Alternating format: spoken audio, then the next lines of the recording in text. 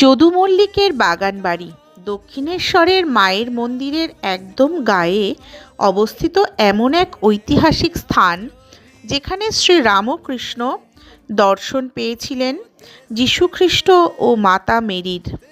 আজ থেকে ১৫০ বছর আগে এই স্থানেই স্বামী বিবেকানন্দ উপলব্ধি করেছিলেন তার ঐশ্বরিক সত্তাকে।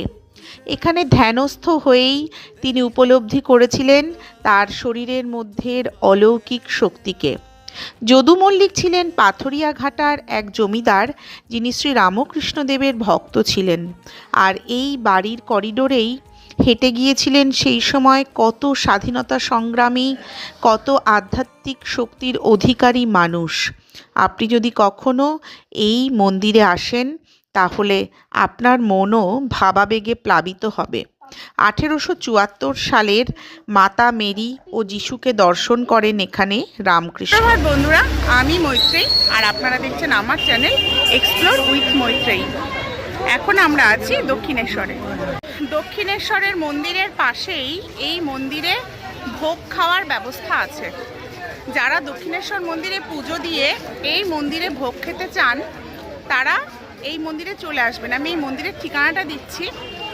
এটা জাস্ট ফেরিঘাটের যাওয়ার রাস্তায়, মানে দক্ষিণেশ্বর থেকে বেলুর যে ফেরিঘাট, সেই ফেরিঘাটের রাস্তায় এটা পড়ে এবং ফেরিঘাট পর্যন্ত যাওয়া লাগবে না, তার আগেই এখানে মন্দিরটা। এবং এখানে ১০০ টাকা করে কুপন কেটে আপনারা কিন্তু এখানে ভোগ গ্রহণ করতে পারেন এবং এটা ঠাকুরের সাধন ক্ষেত্র। তো আমরা এই মন্দিরটা এবার ঘুরে দেখব। তো চলুন সবাই। ২০২৬ সালের জানুয়ারির এক শীতের সকাল, আর আমরা দমদম থেকে বেরিয়ে পড়েছিলাম দক্ষিণেশ্বরের উদ্দেশ্যে। আমরা দক্ষিণেশ্বরে যাওয়ার জন্য দুটো পথ বেছে নিয়েছিলাম। প্রথমে কাশীপুর পর্যন্ত গাড়ি, আর কাশীপুর থেকে লঞ্চে করে দক্ষিণেশ্বর ঘাট। সকালের গঙ্গা, ভরা জোয়ার, সূর্যের আলো এসে চিকচিক করছে জলে।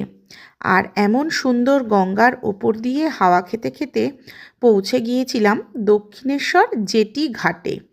টিকিটের ভাড়া নিয়েছিল ১১ টাকা।